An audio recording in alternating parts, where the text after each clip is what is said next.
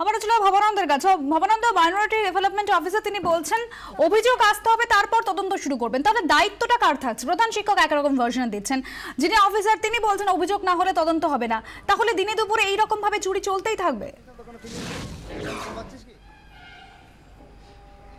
একদমই তাই, এবং এটাই আমাদের কাছে সবথেকে বড় প্রশ্ন ছিল।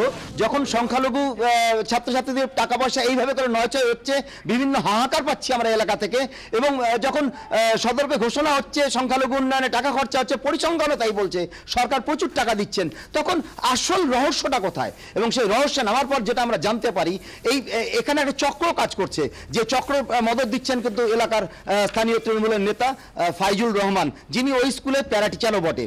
এবং সেই ফাইজুল রহমানের বিরুদ্ধে কিন্তু কেউ মুখ খুলতে যাচ্ছে না এলাকার লোকজন, কিন্তু যে তথ্য উঠে আসছে সেই ওখানকার স্থানীয় যে তৃণমূল নেতৃত্ব তারা, এবং ওখানকার ব্যাংকের যে সিএসপি, সেই সিএসপিগুলো, স্থানীয় কম্পিউটারের যে দোকানগুলো রয়েছে সেই দোকানগুলো, এবং প্রধান শিক্ষক তার সঙ্গে বেশ কয়েকজন শিক্ষক মিলে কিন্তু এই সমস্ত ষড়যন্ত্র রচনা করছে।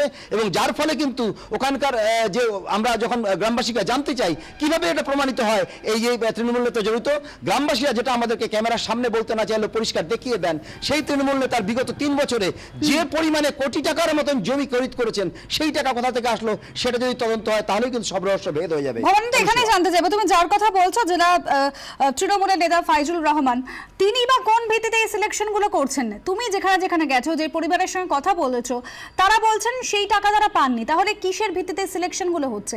টাকাটাই বা কোথায় যাচ্ছে?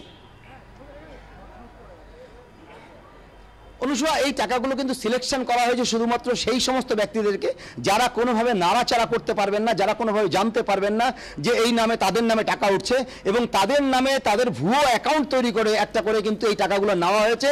এবং এই বৃত্তির টাকা, এই সংখ্যালঘুদের বৃত্তির টাকাগুলো সঙ্গে থাকে এই মুহূর্তে জেলা তৃণমূলের মাইনরিটি সেলের চেয়ারম্যান আব্দুল কাদের রয়েছেন আমার সঙ্গে টেলিফোন লাইনে। কাদের সাহেব নমস্কার।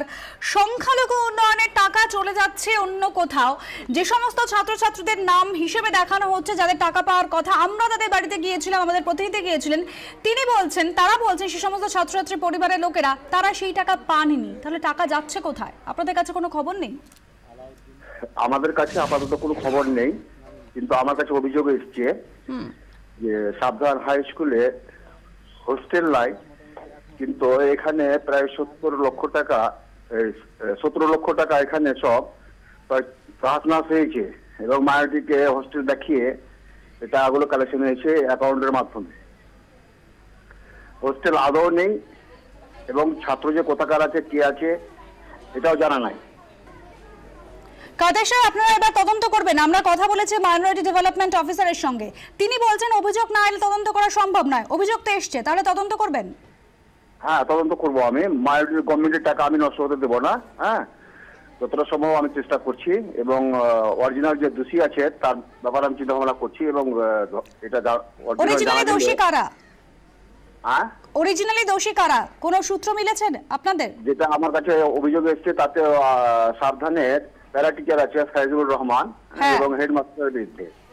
কিন্তু এখানেই প্রশ্ন, তিনি তৃণমূল নেতাও বটে, ফাইজুল রহমান যে প্যারা টিচারের কথা আপনিও বললেন, শুধু তার পক্ষে এই গোটা নেটওয়ার্ক চালানো তো সম্ভব নয়। সম্ভাবনা ওর সাথে আরো কি জড়িত আছে সেগুলো তদন্ত করলে পাওয়া যাবে। প্রায় 3 বছর ধরে এই এত বড় কাণ্ড কারখানা চলেছে, এতদিন ধরে আপনাদের কাছে কোনো খবর পৌঁছায়নি? না, আমাদের কাছে কোনো ইনফরমেশন নাই এটা। কাদের সাহেব, একটা জিনিস জানতে চাইবো, এই যে সংখ্যালঘু উন্নয়নের টাকা যাদের কাছে যাচ্ছে, কোনোভাবে আপনাদের ক্ষেত্রে কি পর্যবেক্ষণ করা হয় না, দেখা হয় না যাদেরকে নথিভুক্ত করা হচ্ছে আদৌ তাদের কাছে টাকা পৌঁছচ্ছে কিনা?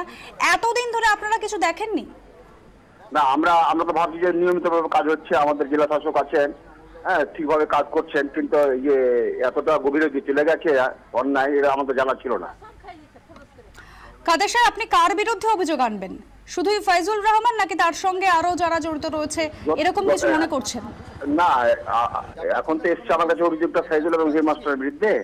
এরপরে যাদের নাম আসবে সবারই উপর অভিযোগ নিয়ে আসা হবে। কাদের সাহেব, যদি অভিযোগ প্রমাণিত হয় কি পদক্ষেপ করবেন? হ্যাঁ, গভর্নমেন্ট হিসাবে যেটা ওই শাস্তি হয় সেটা দিতে হবে তাদেরকে। অনেক ধন্যবাদ কাদের সাহেব আমাদের সঙ্গে কথা বলার জন্য। আব্দুল কাদের, জেলা তৃণমূল মাইনরিটি সেলের চেয়ারম্যান তিনি ছিলেন আমাদের সঙ্গে টেলিফোন লাইনে। আবারও ভবানন্দের কাছে যাবো। ভবানন্দ, যে প্রশ্নটা কাদের সাহেবকে করলাম, ফাইজুল রহমানের কথা তুমি বলছো, কিন্তু সত্যি ফাইজুল রহমান তার পক্ষে এই গোটা নেটওয়ার্ক চালানো সম্ভব নয়। কোথাও তুমি যেখানে যেখানে গেছো, যাদের সঙ্গে কথা বলেছো, মাইনরিটি ডেভেলপমেন্ট অফিসারের সঙ্গে কথা বলেছো, কোনো নেটওয়ার্ক এইভাবে কাজ করছে কিনা, আরো বড় কোনো চক্রকে এর পিছনে রয়েছে?